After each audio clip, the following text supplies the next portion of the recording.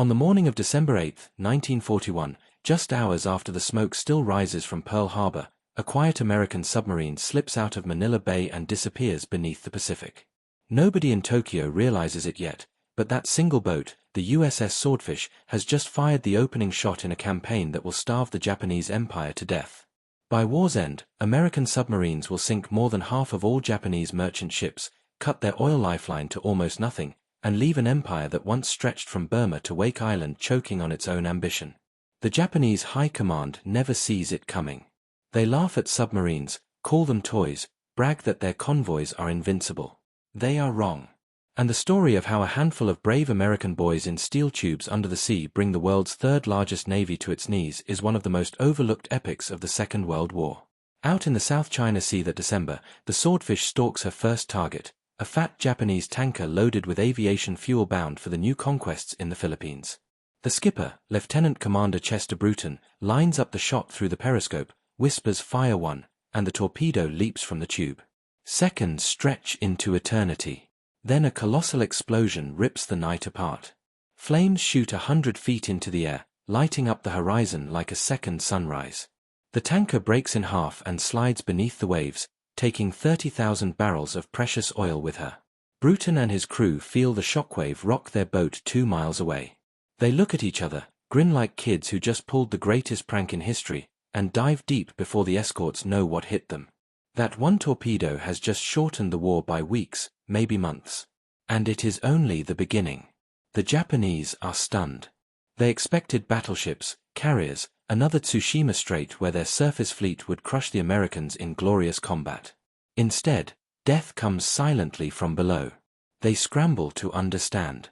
How can submarines be this dangerous? Their own boats are small, short-ranged, designed to support the fleet, not hunt alone. American subs, on the other hand, are big, fast, and built for the vast Pacific. The fleet boats, the Gato, Balao, and Tench classes, carry 24 torpedoes, can stay at sea for 75 days, and have crews of 80 young men who volunteered because they wanted to fight, not sit behind a desk. Most are barely 20 years old. Many still have acne. They write letters home on whatever scrap paper they can find, telling moms not to worry, promising little sisters they'll be back for Christmas. They tape pin-up girls next to the torpedo tubes and name their boats after fish, triggerfish, barb, harder, tang, because the Navy has a sense of humor even in wartime. By the spring of 1942 the submarine force is still small, only 51 boats in the entire Pacific, but they are angry. Pearl Harbor is personal. Every skipper knows someone who died on Battleship Row. They prowl the shipping lanes off Japan itself, from the icy Kurils to the steamy East China Sea, looking for targets. And they find them. Tankers are the holy grail. Japan has almost no oil of her own. 90% comes from the Dutch East Indies and Malaya, carried north in slow, leaky merchant ships escorted by destroyers that still don't really believe submarines are the main threat. The American captains study the silhouettes until they can recognize a tanker at 10 miles through a periscope on a stormy night. They learn to attack at dawn or dusk when the rising or setting sun blinds the lookouts. They learn patience, sometimes tracking a convoy for days, waiting for the perfect shot. One of those captains is Dudley Mush Morton aboard the USS Wahoo. Morton is 6'4", red-haired, and absolutely fearless. His crew worships him. In January 1943 the Wahoo sneaks into Wewak Harbor in New Guinea, right under the Japanese guns, and sinks an entire destroyer with one perfectly placed torpedo down the throat. Then, because Morton believes in finishing what you start, he surfaces and shells the harbor with the deck gun until everything that floats is either sinking or on fire. When he gets back to Pearl Harbor the crew marches down the pier carrying a broom tied to the periscope shears, the universal sign of a clean sweep. The Japanese put a price on Morton's head. They never collect. But it isn't all glory. Far from it. For every triumphant patrol there are tragedies. Early in the war the American Mark 14 torpedo is a nightmare. The magnetic exploder detonates too early or not at all. The contact pistol crumples on impact. Skippers watch in disbelief as torpedoes run harmlessly under targets or bounce off hulls with a dull clunk. Men risk their lives for nothing. Frustration boils over. One captain, furious after perfect setup yields 0 hits, signals Pearl Harbor in plain English, "Suggest you test torpedoes on manufacturers." They finally fix the problems in late 1943, but not before good men and good boats are lost chasing ghosts. The Japanese try everything to stop the hemorrhage. They form convoys, string anti-submarine nets across harbor mouths, rush destroyers and patrol planes to every sighting. It isn't enough. American codebreakers in Pearl Harbor read the Japanese naval cipher like a newspaper. They know where every convoy sails before the ships leave port. Submarines wait exactly where the merchants will be.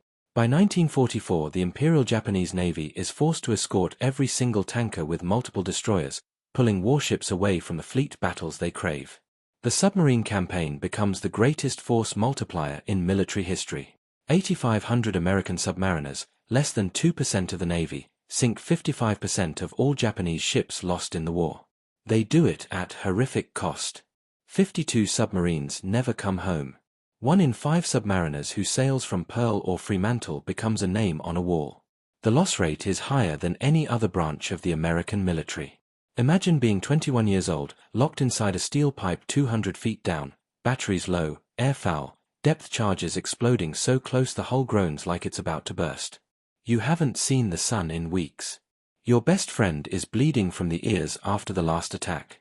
The skipper's voice comes over the 1MC, calm as Sunday dinner, rig for silent running. Every man freezes where he stands. No one speaks. No one coughs. You can hear your own heartbeat. Somewhere above, a destroyer pings with sonar, listening for the tiniest sound that says you're still alive. Minutes drag into hours. Sweat stings your eyes. You think about home, mom's apple pie, the girl you kissed behind the high school gym, the fishing hole back in Iowa. You wonder if you'll ever see daylight again. What would you have done in that moment? Yet they keep coming back for more. When a boat limps into Midway or Saipan riddled with holes, the crew patches her up, loads new torpedoes, and sails right out again. They adopt a motto: find 'em, chase 'em, sink 'em. And they live it. By the beginning of 1945, the Japanese merchant fleet is on life support. Oil imports have fallen from 5 million tons a year to less than 500,000. Factories shut down. Training flights for new pilots are cancelled, no fuel. Battleships sit tied to piers in Kure, too thirsty to move. Admiral Toyoda confesses in private that the fleet is a scarecrow. Civilians in Tokyo burn pine roots for heat because there's no coal. The empire that bragged it would dictate terms in the White House is slowly, inexorably, being strangled by boys from Ohio and Texas and Brooklyn who live underwater. One of those boys is Commander Eugene Fluckey of the USS Barb. In one of the wildest patrols of the war, Fluckey takes the Barb all the way to the coast of Hokkaido, surfaces at night, and sends an 8-man landing party ashore with explosives. They blow up a 16-car train, the only ground combat mission by American sailors on the Japanese home islands. When the Barb returns to Pearl Harbor, the crew paints a tiny train on the battle flag beneath the rising sun symbols for ships sunk. The Japanese are so shocked they don't know whether to be furious or terrified. And then comes the moment that proves the submarine campaign has won. In July 1945, the cruiser Indianapolis delivers the atomic bomb components to Tinian and steams west, unescorted, because the Navy believes the submarine threat is over. It isn't. The Japanese submarine I-58, one of the few still operating, puts 3 torpedoes into her. Indianapolis sinks in 12 minutes. Because of a horrific communications failure, no one knows she's missing for days. Over 1,100 men go into the water. Only 316 survive sharks and exposure. The war is almost over, but the sea still takes its toll. Yet even that tragedy cannot overshadow what the silent service has accomplished. When Japan surrenders on September 2, 1945, aboard the USS Missouri, the Emperor's delegates arrive by destroyer because there are almost no merchant ships left afloat. American submarines have sunk 1,314 of them, over 5 million tons of shipping. The maritime empire that took Japan 30 years to build is erased in 4. Oil that once fueled Zero fighters and Yamato battleships now lies at the bottom of the Pacific in rusty hulks, guarded by the bones of brave American submariners who never came home. Stand on any pier in New London or Pearl Harbor today and look at the memorials, 52 bronze dolphins leaping from the waves, one for each lost boat. Read the names: Harder, Scorpion, Tang, Triggerfish, Albacore, Growler. Remember that every one of those boats took 80 young men down with her. Remember that they went willingly, because they knew what they were doing mattered. They never fired a shot in anger on camera. No newsreels captured their victories. Most Americans back home barely knew they existed. But without them there might have been no victory in the Pacific, or it would have cost 1 million more American lives in an invasion of the home islands. The Japanese admiral who planned the Pearl Harbor attack, Yamamoto, once warned his government that he could run wild for 6 months, maybe a year, but after that he had no expectation of success. He never lived to see how right he was. The American submarines made sure that after that first year Japan did not just lose the war, she ran out of everything needed to fight it.